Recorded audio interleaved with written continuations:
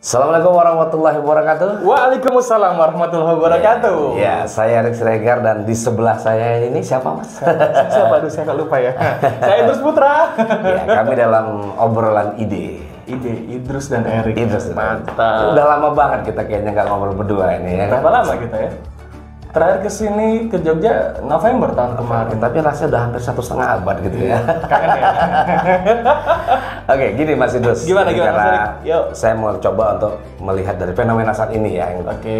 Jadi ada beberapa, tapi tidak saya katakan semua. Tapi ada beberapa orang yang menjadikan sosmed itu sebagai pelarian hidup. Gitu. Sosmed sebagai pelarian, dibawa lari atau gimana maksudnya? Nah itu dia. Makanya kita, karena Mas Idrus juga fokusnya juga salah satu di pengembangan diri, ya di motivasi dan human mindset lah ya salah satunya.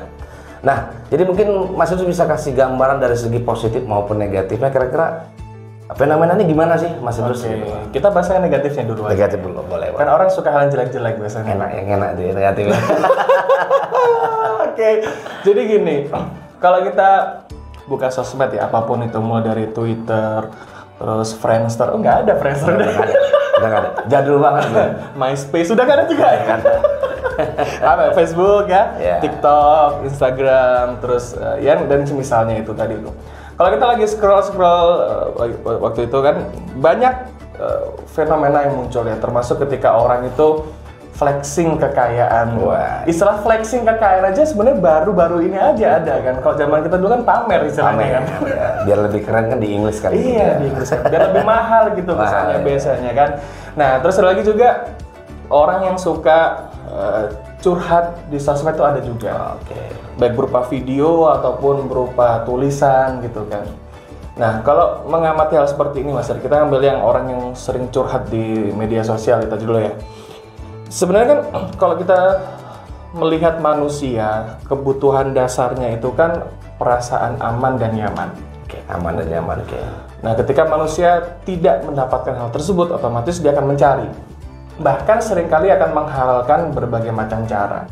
Biar dia bisa merasakan aman, biar dia bisa merasakan nyaman. Gitu. Termasuk akhirnya bentuk perilaku yang muncul itu adalah curhat di media sosial. Oke. Karena gini, ketika ada orang yang curhat di media sosial, biasanya kan dapat perhatiannya. Ya, kamu kenapa gitu. Ada kepedulian dari orang lain gitu. Dan biasa gini, kalau saya ngeliat fenomena seperti ini, biasanya orang-orang seperti itu kurang mendapatkan perhatian dari orang-orang sekitarnya, dari lingkungan sekitar. Bisa jadi karena orang tuanya yang terlalu sibuk bekerja, atau mungkin hubungan yang kurang baik dengan saudaranya, macam-macam gitu. Akhirnya bentuk pelariannya tadi itu adalah dengan bercerita masalahnya di media sosial. Nah, akhirnya orang tuh jadi nggak tabu lagi dengan aibnya. Masalah keluarga, bahkan sampai masalah ranjang diceritain. Ada juga ya? Ada gitu. Masa nggak pernah nemu? Ya. Cuman saya jarang sih memang. Jarang ya? Paling sekitar ya permasalahan pribadi lah, sampai dengan keluarganya pun yang harusnya nggak perlu di-share-kan disampaikan gitu kan. Nah, menurut Mas Idrus sendiri, kalau untuk jangka panjang, kita ngomong negatifnya dulu nih. Iya. Untuk jangka panjangnya sendiri, Mas, yang kayak gini ini efeknya apa, Mas? Kelamaan buat orang-orang yang seperti ini, Mas? Ya, sebenarnya gini, kasihannya kan gini kan, dia kan butuh solusi sebenarnya. Dia butuh jalan keluar atas permasalahan yang sedang dihadapinya gitu. Karena mungkin keterbatasan pengetahuan, mungkin. Padahal tenaga profesional seperti psikolog, psikiater, ataupun seperti kita hipnoterapis itu sudah gampang banget untuk diakses gitu. Aksesnya banyak lah. Kita tinggal cari di Google aja bisa ketemu. Nah, jangka panjangnya ya pasti akan terjadi perubahan perilaku yang menjadi negatif gitu. Jadi kebiasaan lah gitu. Kebiasaan gitu. Saya pernah bikin tulisan Mas Erik di website saya idrusputra.com itu tentang nyaman dalam ketidaknyamanan. Wih, menarik tuh, nyaman dalam ketidaknyamanan ya. Soalnya gini, banyak orang tuh seringkali kan nggak nyaman ya dengan problem yang dihadapi, sehingga dia tuh mencari cara agar dia bisa merasakan nyaman. Kalau tadi kan ketika orang bercerita masalahnya, dia kan mendapatkan perhatian dari orang lain, dapat support, bahkan menariknya itu orang yang nggak dikenal, gitu kan. Akhirnya dia ngerasa, wih, kalau aku punya masalah, terus aku cerita ke publik, aku dapat perhatian nih. Aku dapat dukungan juga dari banyak orang. Tapi pada dasarnya juga kalau kita ngeliat komentar-komentarnya nggak hanya dukungan, hujatan pun ada. Ada kayak gitu. Terutama kalau bicara flexing ya. Gitu. Sampai disumpah-sumpahin ya kan. Oke, nah artinya kan bisa jadi habit yang negatif kan gitu ya. Nah, bisa. Nah, kalau mereka sudah seperti ini biasanya ada semacam ketidakpuasan nggak, Mas? Misalkan udah dapat satu, kan biasa kalau orang tuh kan manusia tuh ya, udah dapat satu pengennya dua, pengennya tiga. Ada nggak sih kenaikan level mereka ketika sudah dapat perhatian, pengen lebih? Ada nggak sih Mas seperti itu? Kecenderungan ada nggak seperti itu? Ada kemungkinan bisa muncul. Oke. Ada kemungkinan. Karena gini, aku juga sempat melihat ada orang yang dengan gangguan mental sampai percobaan bunuh diri. Oh ya? Itu kan sudah masuk ke gangguan mental kan. Dia self harm, dia nyakitin diri sendiri. Apa disayat-sayat kulitnya. Itu ya bisa saja muncul sampai ke arah sana gitu loh. Karena saya sendiri juga pernah melihat fenomena seperti itu di sosial media. Nah, jadi bagusnya menurut Mas Idrus nih mungkin buat teman-teman yang mungkin saat ini sedang punya masalah gini. Sebaiknya gimana nih supaya jangan terjebak dengan, jadi kalau menurut saya ini kayak seperti zona nyaman, muter-muter di situ tapi nggak ada solusi gitu. Betul.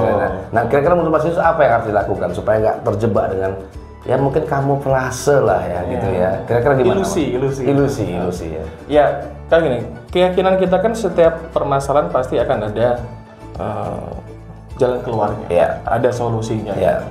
Entah itu solusi yang berupa ilham kita dapat petunjuk ya, atau mungkin juga bisa dari orang-orang yang ada di sekitar kita. Tapi intinya gini, sebuah kesadaran yang perlu dibangun adalah kalau kita ini lagi punya masalah, harus disadari dulu. Disadari ini masalahnya datang dari mana, apa yang bisa saya lakukan untuk menyelesaikan hal ini, atau sekiranya siapa sih yang bisa nolongin saya untuk keluar dari masalah ini. Pemikiran-pemikiran seperti ini akan mengarahkan seseorang bisa keluar dari permasalahannya. Itu yang pertama. Yang berikutnya, kalau muncul bentuk pertanyaan, terus kira-kira siapa ya yang bisa bantu kondisi saya seperti ini, ya perlu datang ke orang-orang profesional gitu loh. Entah itu ke psikolog, entah itu ke psikiater, ataupun ke hipnoterapis. Itu solusi lebih baik, jauh lebih baik seperti itu ya. Nah, tadi kan kita sudah bilang bahwa mungkin ada sisi negatifnya. Ada nggak sih Mas sisi positifnya kita mungkin sedikit lari ke dunia sosmed gitu loh? Cuma gini, sosmed itu kan sebuah alat ya, tools lah ya. Alat ya, tools gitu. Jadi yang sifatnya sebenarnya netral gitu. Tergantung kita mau pakai kayak apa. Diapain nih alat ini gitu kan.